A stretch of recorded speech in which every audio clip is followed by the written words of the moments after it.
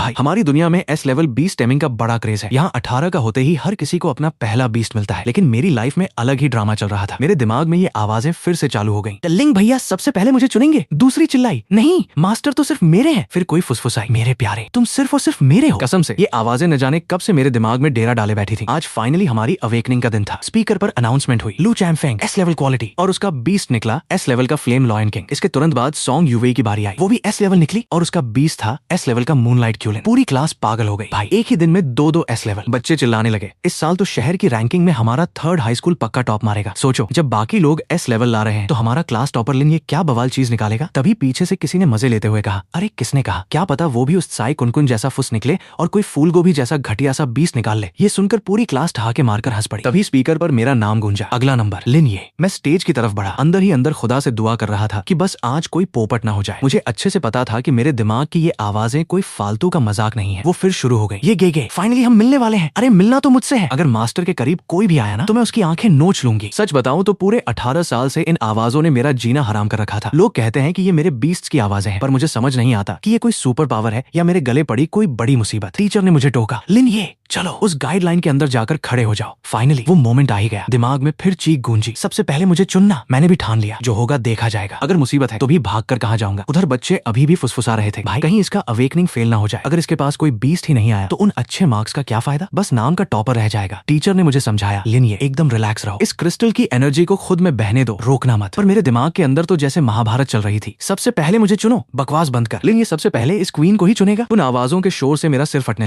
लगा जैसे मेरा दिमाग फटकर बाहर आ जाएगा। तभी टीचर घबरा कर चिल्लाए, सब लोग पीछे हटो, ये क्रिस्टल फटने वाला है। और अगले ही सेकंड बूम, 7 रंगों की एक खतरनाक रोशनी सीधे आसमान को चीरती हुई निकली। प्रिंसिपल की आंखें फटी रह गईं। किसी ने पूछा, सर इसका क्या मतलब है। वो कांपती आवाज में बोले, ये सारे लेवल्स के बाप का लेवल है, एसएसएस लेवल। मतलब समझ रहे हो, ये एक एसएसएस लेवल बीस्ट की अवेकनिंग थी। पूरे हॉल में जैसे सांप सूंघ गया। मैंने सच में एसएसएस लेवल जगा लिया था। बच्चे चिल्लाने लगे, नामुमकिन, ऐसा कैसे हो सकता है यार, क्योंकि हमारे पूरे शेंशियान एम्पायर में एसएसएस लेवल वाले लोग मुश्किल से उंगलियों पर गिने जा सकते थे। तभी वहां एक ऐसा खौफनाक प्रेशर छा गया कि सबकी हालत खराब हो गई। भाई ये कैसी हो रहा है, मेरी तो सांस घुट रही है। वो एस लेवल वाला लड़का अपने बीस्ट पर चिल्लाया, उठ फ्लेम लॉयन किंग, उठ खड़े हो। लेकिन वो पावरफुल शेर जमीन पर पड़ा थर-थर कांप रहा था। सिर्फ उस रोशनी के प्रेशर से ही दोनों एस लेवल बीस्ट की हवा टाइट हो गई थी। तो भाई ये थी एसएसएस लेवल की असली ताकत। तभी रोशनी के बीच कुछ दिखा, भीड़ में से आवाज आई, अरे ये तो कोई छोटा सा बच्चा लग रहा है। पक्का मशीन खराब हो गई होगी। लेकिन जब रोशनी हटी तो सच सबके सामने था। वो कोई बच्चा नहीं थी, वो थी 9-tailed हेवनली फॉक्स, मतलब 9 पूंछ वाली वो आसमानी लोमड़ी जिसका जिक्र सिर्फ पुरानी और लेजेंडरी किताबों में होता था। और सबसे तगड़ी बात क्या थी, पैदा होते ही उसने सीधा इंसानी रूप ले लिया था। नॉर्मली एसएस लेवल वाले बीस्ट भी अपनी पूरी उम्र गुजारने के बाद कहीं जाकर ह्यूमन फॉर्म ले पाते हैं, और ये तो अभी अभी प्रकट हुई थी यार। सब जल भुनकर खाक हो गए। पैदा होते ही इंसानी रूप, सारी किस्मत इसी लिन ये के नाम लिखी है क्या। और उधर मेरा क्या हाल था भाई, मेरे तो पैर कांप रहे थे। वो लड़की मेरे सामने खड़ी थी जिसके सिर पर लोमड़ी के कान और पीछे 9 पूंछें थी। उसने मुझे देखते ही कहा, मास्टर। मैं तो सन्न रह गया, ये तो सच में बाहर आ गई। वो सीधे मेरे गले लग गई और बोली, आखिरकार मैंने आपको ढूंढ ही लिया। मास्टर मुझे आपकी बहुत याद आती थी। मैंने थोड़ा झिझकते हुए कहा, अरे मैडम जरा आसपास तो देख लो, हम पब्लिक प्लेस में खड़े हैं। तभी मेरे दिमाग में बाकी बीस्ट का अलार्म बजने लगा। इस लोमड़ी को सबसे पहले बाहर कैसे आने दिया, उसकी हिम्मत कैसे हुई मास्टर को छूने की, उसे तुरंत दूर करो। मेरी बाहों में खड़ी उस फॉक्स लड़की ने झुंझलाकर मुंह बनाया, यार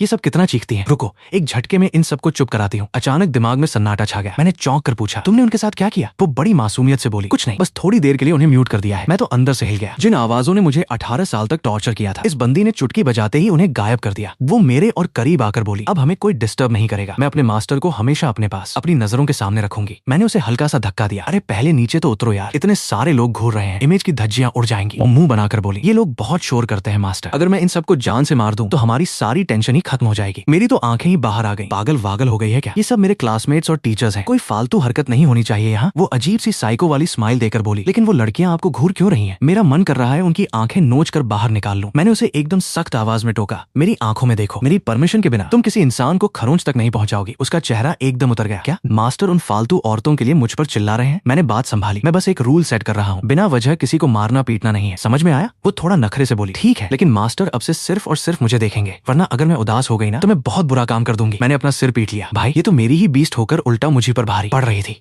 यार बीस्ट टैमर्स की इस दुनिया में आपका बीस्ट आपका सबसे बड़ा हथियार होता है, लेकिन मेरी किस्मत तो देखो, मेरा अपना ही बीस्ट मुझे धमकियां दे रहा था। मैंने फौरन उसे वापस बीस्ट स्पेस में भेजने का ट्राई किया, लेकिन भाई सिस्टम पर उसकी डिटेल्स की जगह सिर्फ छपा आ रहा था। हद तो तब हो गई जब उसे वापस भेजने वाला ऑप्शन ही जाम हो गया। मतलब अब मेरे गले एक बहुत बड़ी मुसीबत पड़ चुकी थी। वो चिढ़ते हुए बोली, मास्टर कहाँ खो गए आप? पक्का किसी और लड़की के ख्यालों में डूबे हो ना? मैंने एकदम सीरियस होकर कहा, नहीं, मैं तुम्हारे बारे में ही सोच रहा था। और सच बताऊं, मेरा दिमाग सच में इसी के बारे में सोच सोचकर खराब हो रहा था। मेरी बात सुनते ही वो चहक उठी। मुझे पता था मास्टर मुझसे सबसे ज्यादा प्यार करते हैं। मैंने झल्ला कर कहा, महारानी क्या अब मेरे ऊपर से नीचे उतरोगी? वो चिपकते हुए बोली, बिल्कुल नहीं। अपने मास्टर को देखने के लिए मैंने पूरे 18 साल वेट किया है। मैं इतनी जल्दी आपसे दूर नहीं जाने वाली। सच कहूं तो उसका ये साइको वाला प्यार थोड़ा डरावना था, पर झूठ नहीं बोलूंगा। इन 18 सालों में उसकी आवाज हमेशा मेरे साथ थी। तभी अचानक वो मुझ पर हाथ फेरने लगी। मैंने घबरा कर पूछा, अरे ये क्या कर रही हो तुम? वो एकदम मासूमियत से बोली, मैं तो बस अपने मास्टर की बॉडी चेक कर रही हूँ। मैंने डांटा, भाई खुद पर थोड़ा कंट्रोल रखो, यहाँ आसपास हजारों लोग खड़े हैं। वो पूरी बेशर्मी से बोली, तो ठीक है ना, किसी ऐसी जगह चलते हैं जहाँ कोई हमें न देखे। मैंने माथा पीट लिया। मेरा मतलब था अपनी ये हरकतें बंद करो, लोकेशन बदलने को नहीं कह रहा था मैं। तभी अचानक हमारे प्रिंसिपल भागते हुए मेरे पास आए। लेनिए मेरी बात सुनो, तुम इस स्कूल की हिस्ट्री के सबसे पहले SSS लेवल वाले स्टूडेंट हो। मैंने उन्हें इग्नोर मारते हुए कहा, प्रिंसिपल सर ये बस मेरा तुक्का लग गया। वो कुछ कहते इससे पहले ही वो लड़की भड़क कर बोली, ए बुड्ढे तुम हमारे रास्ते में खड़े हो, हटो यहाँ से। ये सुनकर प्रिंसिपल का चेहरा एकदम सफेद पड़ गया। उन्होंने हकलाते हुए पूछा, इस खूबसूरत लड़की का नाम क्या है? वो पूरे एटीट्यूड में बोली, याद रखना बुड्ढे, मेरा नाम बाई चुचियान है और मैं अपने मास्टर की सबसे प्यारी बीवी हूँ। मेरी तो आंखें बाहर आ गई। अरे ये क्या बकवास कर रही हो तुम? मैं उस पर चिल्लाया। वो बोली, मास्टर तो शुरू से ही मेरे पति है ना। मैंने प्रिंसिपल की तरफ देखा, सर मुझे बहुत अर्जेंट काम है, मैं निकल रहा हूँ। और मैं वहाँ से भाग लिया। पीछे से प्रिंसिपल उसे घूरते रह गए और बड़बड़ाए, ये बाई चुचियान तो एकदम मुंहफट है। फिर उन्होंने माइक पर चिल्लाकर माहौल शांत कराया, सब लोग शांत हो जाओ, अवेकनिंग सेरेमनी अभी भी चालू है। हम स्कूल से बाहर निकल आए। वो चहकते हुए बोली, मास्टर अब हम कहाँ जा रहे हैं? मैंने कहा, अपने घर। वो खुशी से उछल पड़ी, आखिरकार हम घर जा रहे हैं, मैं बहुत खुश हूँ। अब से हम हमेशा एक साथ खाना खाएंगे, एक साथ सोएंगे और वीडियो गेम्स खेलेंगे। मैंने कहा, बस करो भाई, चुप हो जाओ। रास्ते में आते जाते लोग हमें ही घूर रहे थे। कुछ लड़कियां फुसफुसाई, यार वो दोनों साथ में कितने क्यूट लग रहे हैं ना। और देखो उसके सिर के वो लोमड़ी वाले कान भी हिल रहे हैं। उसने मुझे कोहनी मारी। मास्टर सुना आपने? लोग कह रहे हैं हमारी जोड़ी एकदम परफेक्ट है। मैंने गहरी सांस ली, हाँ सुन लिया मैंने। अब चुपचाप घर चलो। घर पहुंचते ही उसने चारों तरफ देखा और ऐलान कर दिया, आज से ये इलाका मेरा भी है। वो सीधे मेरे कमरे की तरफ गई। मैंने हैरानी से पूछा, तुम्हें कैसे पता कि मेरा बेडरूम कौन सा है? वो बोली, क्योंकि इस पूरे घर में सिर्फ मेरे मास्टर की ही खुशबू महक रही है। सच बताऊं तो मेरे मम्मी पापा बहुत पहले ही गुजर चुके थे। ये घर और कुछ बची खुची सेविंग्स, बस यही सब था जो वो मेरे लिए छोड़ कर गए थे। वो मेरे बिस्तर पर कूद कर बोली, मास्टर आइए ना मेरे साथ खेलिए। मैंने सीरियस होकर कहा, ये मजाक का टाइम नहीं है, मुझे तुमसे कुछ बहुत जरूरी बातें पूछनी है। वो एकदम शरीफ बच्ची बनकर बोली, मास्टर जो भी पूछेंगे मैं एकदम सच सच बता दूंगी। मैंने पूछा, मेरा पहला सवाल, तुम असल में हो कौन और पिछले 18 सालों से मेरी बॉडी के अंदर क्या कर रही थी? उसने जवाब दिया, मुझे जब पहली बार होश आया था ना, तब मास्टर पालने में झूलने वाले एक छोटे से बच्चे थे। मैंने अपना दूसरा सवाल दागा, अच्छा मेरे दिमाग में जो बाकी की आवाजें सुनाई देती हैं, क्या वो सब भी तुम्हारी तरह ही हैं? मतलब क्या वो भी मेरे ही नेटल बीस्ट्स हैं? उसने सिर हिलाया, बिल्कुल सही। मैंने डरते डरते पूछा, तो फिर तुम्हें मिलाकर मेरे अंदर कुल कितने बीस्ट्स हैं? वो कैजुअली बोली, शायद 9। ये सुनते ही मेरे पैरों तले जमीन खिसक गई। भाई इस दुनिया में किसी टेमर के पास 2 बीस्ट होना भी बहुत बड़ी बात मानी जाती है, और मेरे